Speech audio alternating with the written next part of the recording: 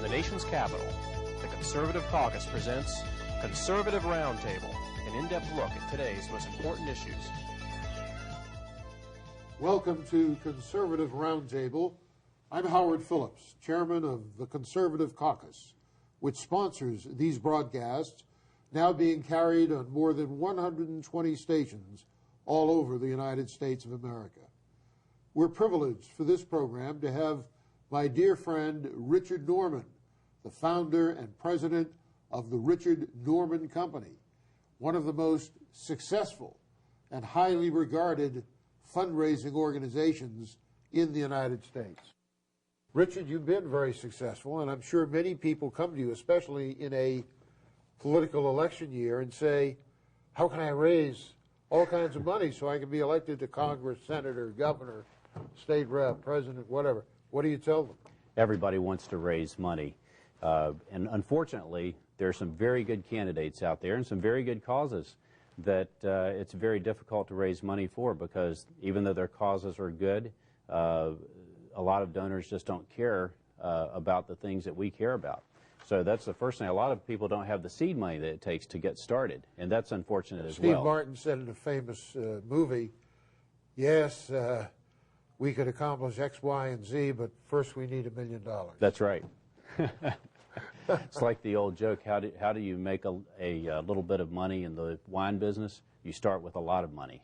That's right. So unfortunately, though, Howard, we aren't able to help everybody, but for those we can, for those who have campaigns or issues that resonate with the American people and with conservative donors, we have been very successful at helping them raise money. Now, how do you determine whether or not you will accept a cause or a campaign or a candidate as a client? Well, unlike some organizations, the Richard Norman Company only works with true conservative candidates and organizations. For example, we will not work with any organization or any candidate that is not steadfastly pro-life. We will not work with any organization that doesn't honor the Second Amendment. We will not work with any candidate who has ever supported McCain-Feingold in any way, shape, or form. And we will not work with candidates who raise taxes, period. So we have a litmus test, and that's our litmus test. Good for you. And how large a staff have you? We have a staff of 22 full-time and about 7 part-time employees. And how many clients have you? We have about 25, roughly 25 clients. That's including congressional candidates. We've got 3 or 4 congressional candidates. We've got a number of political action committees. We have a number of 501c3 and 501c4 nonprofit organizations and lobby groups. C3 is tax deductible.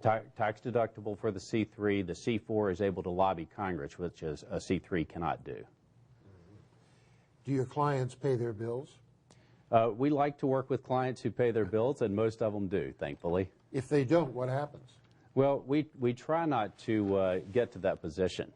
We try not to get to the point where we have bills that can't get paid. And actually, in the 21 years that we've been in business, I can proudly say that we have never left a vendor unpaid for any of our clients. Now, it's a family business. You have it is. A very beautiful wife who works with you. She does. She runs our mailing list company, and we get along very well. People ask me, how in the world can you work with your wife? But we work together wonderfully, and leave and go out to dinner and spend the evening together, and we enjoy every moment together. But also, our children are involved in the business. Really? My son works at our computer company. His fiance has been working for our computer company for the last 3 years and is going to be working with us at the Richard Norman Company when they get married. And our daughter also works at Robertson Mailing List Company in the summertime when she's home from school. Where does she go to school? She's at Virginia Commonwealth University in Richmond, and my son and his fiance are both seniors at Virginia Tech in Blacksburg. You know, there's an old rule, never hire someone you can't fire. But you've broken that rule, because you've hired a lot of people that you cannot fire. I don't want to have to face that issue. Has your company been involved in the presidential campaign this year? We have, absolutely. We're very proud to work with Tom Tancredo. Tom is a fine member of Congress, a great conservative leader, and when we met with Tom early in the campaign, we looked at all the candidates, Howard. We looked at all of them, and this campaign we think is so important because illegal immigration is such a critical issue to the American people. And Tom Tancredo was the only candidate that we felt, well, I won't say the only candidate, but he was the candidate that we felt the most comfortable with on the issue of illegal immigration. Now, Duncan Hunter, as you're aware, also has a very good position on that. But unfortunately, so many of the quote-unquote front runners, Huckabee, McCain, Giuliani, they just were bad on that issue. That's right. And so when it came to this campaign, I find it amazing that so many conservatives have rolled over for Huckabee when on so many issues he's anything but a conservative, including immigration. It is sad. And I have a lot of good friends, a lot of dear friends who supported Huckabee. And they called me and they wanted me to get on board because I, as you, are a Christian, and Huckabee is, as you know, a Baptist minister, and they believed that this was an opportunity to elect a Christian conservative in their mind. And so they called me and they wanted me to get on board and wanted me to help with the campaign. Top leaders of the campaign called me, and I said, I'm sorry, I just, I respect his faith, but I don't agree with him on immigration policy. I think he's wrong. I think he's wrong on education. I think he's wrong on a number of issues. I think he's wrong on taxes. And so we were just not willing to get on that bandwagon. Well, now you've got a situation where the three major party candidates, Hillary Rodham Clinton, Barack Hussein Obama, excuse me for mentioning his whole name, and John McCain, are all wrong on the immigration issue. Bob Barr is seeking the nomination of the Libertarians, and that's an open borders party. It doesn't believe in controlling our borders. They've been historically wrong on immigration, whatever Bob Barr's personal views may be. You've got Ralph Nader, who's wrong on immigration. You've got Cynthia McKinney for the Greens, who's wrong on immigration. The only candidate who's right on immigration is the likely nominee of the Constitution Party, Chuck Baldwin, who's rock solid on the issue. And I know in the past I've been honored to have your support when I've run for president. And what do you tell people when they say, look, if we don't support John McCain, we'll be stuck with the boogie girl or the boogeyman? What do you say? They say you've got to support the lesser of two evils. Well, Howard, I have a long history of supporting the Republican Party, as you're aware of. I've raised money for the Republican Party. I've raised over $500 million for the Republican Party over the years. $500 million. Billion. B-I-L-L. That's correct. And so, and not only that, I have given to the Republican Party. And since the age of 12, when I worked for Richard Nixon, handing out leaflets for Richard Nixon. When I was 11, I worked for Dwight Eisenhower. I wasn't smart enough to be for Taft, but so be it. Well, I've worked for a lot of Republican candidates, and honestly, I love the Republican Party, and I wish the Republican Party would do the right thing. But the Republican Party has left me on this one. They've left me with a candidate that I honestly cannot, in good conscience, support. He's wrong on borders. He's wrong on taxes. He was against the Bush tax and the Bush tax cuts. He is just wrong, obviously, on McCain-Feingold. He is McCain-Feingold is the bill that, in effect, ignores the First Amendment. Basically, yes, basically outlaws free speech. That's what it does. It criminalizes it. Yes, exactly. You go to prison for practicing politics. Exactly. For advocating the election or defeat of a candidate, for expressing your views about a candidate, you can actually go to prison or be fined heavily. So how do you answer those people who say, well, these third-party candidates are going nowhere, you have to vote for the lesser of two evils? In my opinion, better the devil you know and can identify as the devil than someone who is claiming to be your friend, and the whole time he's shaking your hand, he's stabbing you in the back. So we'd be better off with Hillary than with John? You know, as much as I hate to say it, I think either Hillary Clinton or Obama would be better in the White House for conservatives, not for America, but for conservatives in general. It would be better for us to have one of them in the White House, because then we would have 4 years to regroup, to fine-tune what the Republican Party really believes in, which is the Reagan agenda, and then come back and win so in 4 years. years. So if McCain were president, the Republican Party would be lost forever. Well, for a long time. Forever is a long time. But I would say that the Republican... I think it's been lost for a long time already. I think the Republican Party and the conservative movement could make much better gains over the next 4 years with Hillary Clinton or Barack Obama in the White House. Isn't it interesting that when you had Bill Clinton in the White House, Republicans in Congress voted conservative. With George Bush in the White House, they vote liberal. Well, because it's easy when you're a Republican and a conservative to be able to say, I'm opposed to that. They could oppose Clinton at every turn. And then George Bush would do the same thing, and they would say, oh, well, we're Republicans. We have to support the president. We're going to have to take a break now. I think one of the worst decisions ever made was Bush's decision to occupy Iraq. And I'm no fan of Al Gore or John Kerry, but the fact is, if either of them had been sworn in, we wouldn't be in Iraq today, in my opinion. I agree with you. Stay with us. We'll be right back.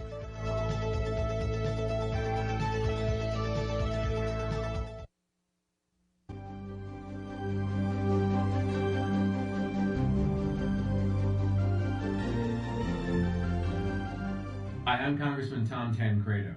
You know, I just returned from a hearing on the southern border in a place called Brownsville, Texas. One of the participants in the hearing told us that for them, a border really doesn't exist between the United States and Mexico. Well, unfortunately, a lot of people have that attitude, that there are no such things as borders, that they really don't matter, that they're just lines on a map and nobody should pay attention to them, and that we're all just residents of the North American continent. Well, you know what? That's baloney. It's baloney, but only if you will do something about it to prove to the people of this country, and especially to your elected officials, that you know borders matter, that you know the sovereignty of this country is at risk, and that you will take action to make sure that they understand it. That action is best taken by calling your local talk radio stations, writing letters to the editor, and of course, letting members of Congress know that you know. That's the best thing. They're hoping, as a matter of fact, that no one really picks up on this issue of a North American trade association that essentially eliminates borders. But the fact is it's happening. You can see parts of it all of the time. So it's something that we need to stop. America, and I mean the United States of America, not the continent, but the United States of America is at stake. Do your part.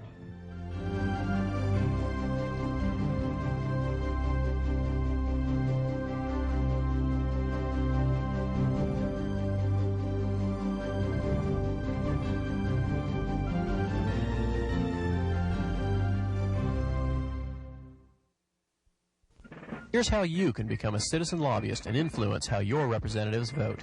Write a letter to your congressmen and senators. Speak out on a call-in talk radio program. Write a letter to the editor of your local newspaper and call the Conservative Caucus for more information at 703-938-9626.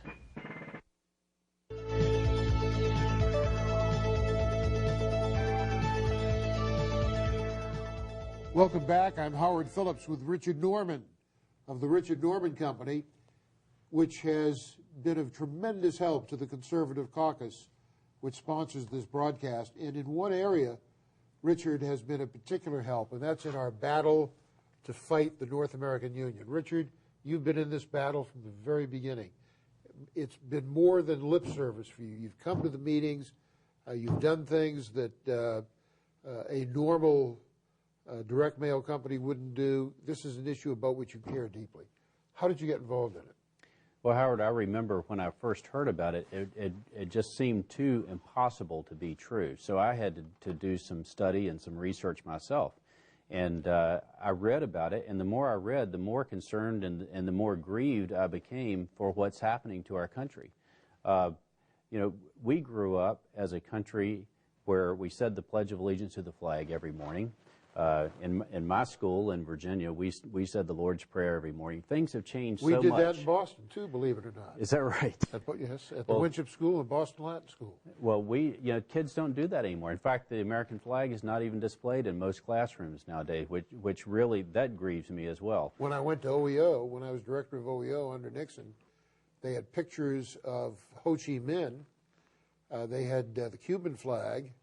They had the communist Vietnam flag, the Viet Cong flag, but they did not have a single American flag, no picture of our president. So the day I became director, I tore all of those down and put up the American flag and good for pictures you. of our people. Well, in my classroom when I was growing up, we had pictures of George Washington. We had pictures of Thomas Jefferson, because they're famous Virginians as well as our presidents. But I grew up loving Virginia history and American history, and loving our country and loving our nation, and it just grieves me that what we see today is a turning away from American history and the nationalism of America.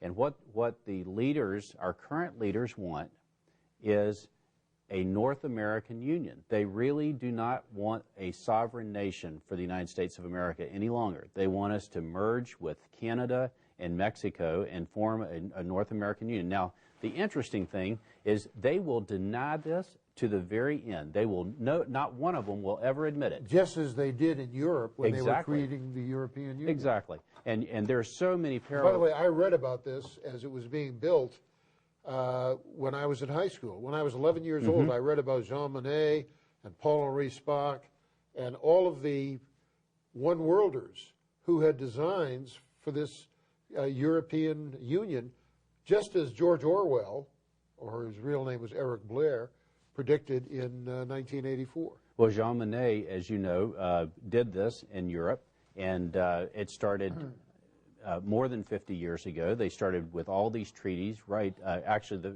in 1943, I believe, was the first one, the Iron and Coal.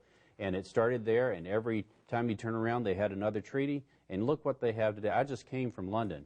And you go down the streets of London and you see the blue flag of the European Union, and you buy and sell things with the euro, and that is exactly what they are trying to do here in the United States with the Amaro. With the Amaro and the logo of the North American Union is a blue background with an outline of North America on it, without any lines showing the borders with Canada and Mexico, because in their world there will be no lines, there will be no borders. People will be free to come and go as they please, and they will deny this, Howard, to the very end. But everything they are doing parallels what happened in Europe 50 years ago. Everything.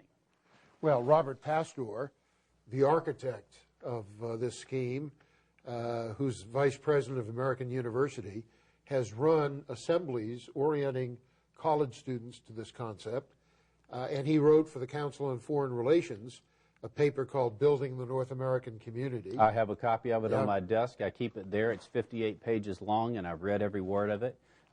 They call for the integration of transportation, economics, health care. They have 20 different working groups. You know, when President Bush became president in 2001, the first trip that he made, his first state visit, was to go to Mexico and visit President Vicente Fox.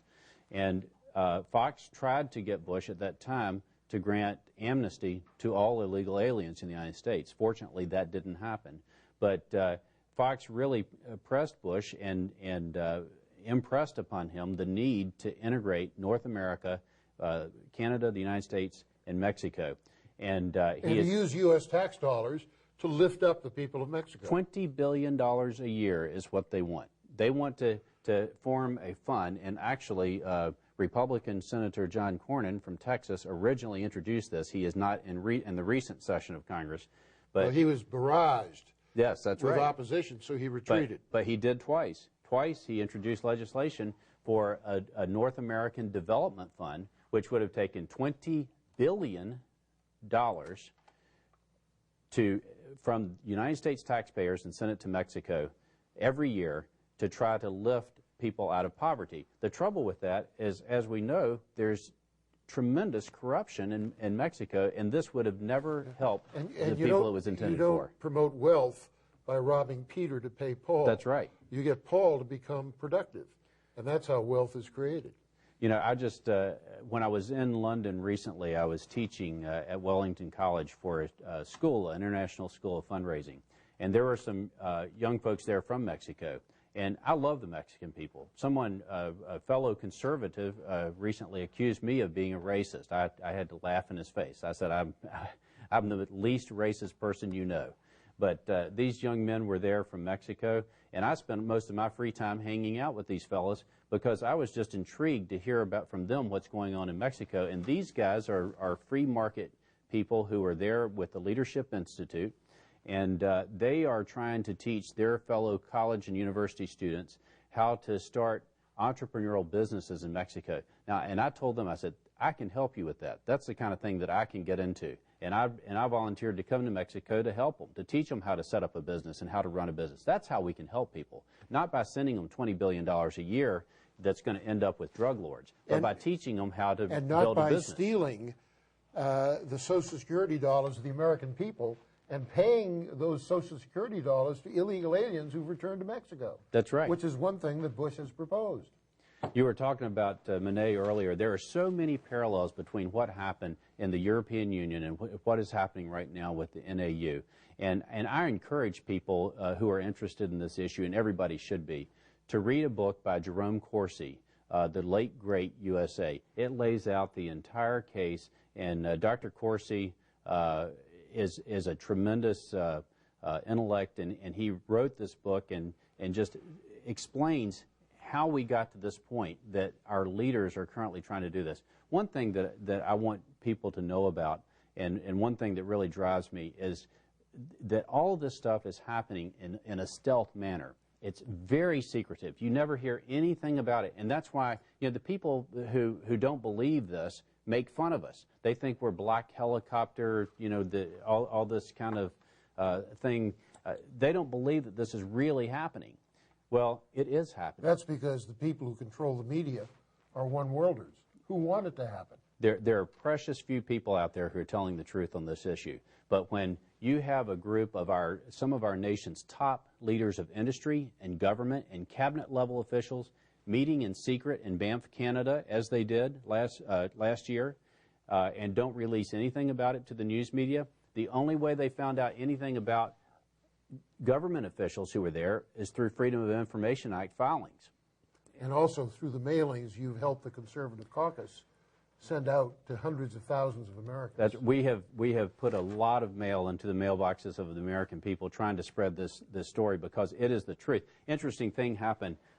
There's a group that called NASCO. NASCO is a group that is talking about building of the NAFTA superhighway, something that they deny exists, but it's there and it's being built.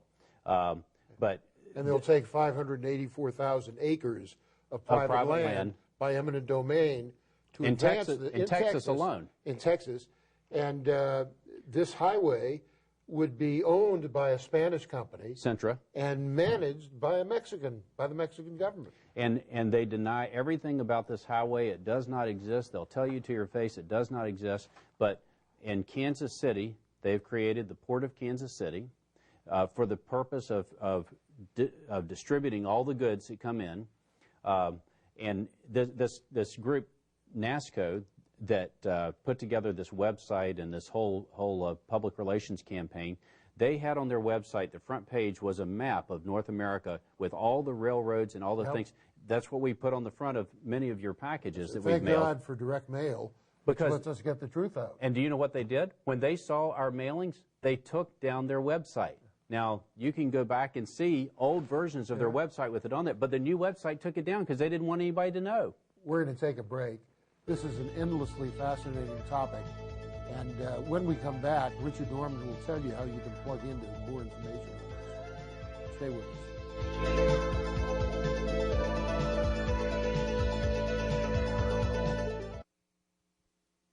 The very first clause in the Constitution, Article 1, Section 1, immediately following the preamble, asserts that all legislative powers herein granted shall be vested in a Congress of the United States consisting of a Senate and a House of Representatives. All legislative powers, that means you cannot give other entities the power to legislate, not the United Nations or the World Bank or the International Monetary Fund or the federal judiciary or regulatory agencies or federally funded private organizations. If you're going to stick to the Constitution, only the Congress can make policy, and the Conservative Caucus works to assure that Congress will more nearly conform to the Constitution. The Conservative Caucus, www.conservativeusa.org, 703-938-9626. Welcome back. I'm Howard Phillips. Our guest has been Richard Norman. Richard, tell our viewers what they can do about the North American Union. Well, first of all, Howard, they need to watch their mailboxes, because Conservative Caucus and other good organizations are sending out a lot of mail right now that is chock full of information about what's going on this issue, because you can't get it from the mainstream media.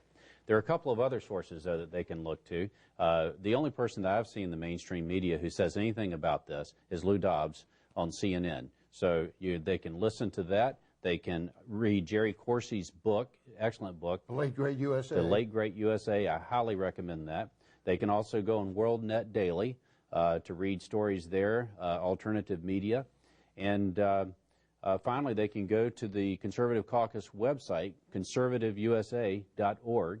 That's conservativeusa.org, and that's chock full of information about the NAU and other related issues. And Richard, I'm glad that you're going to be joining me in New Orleans on April 21.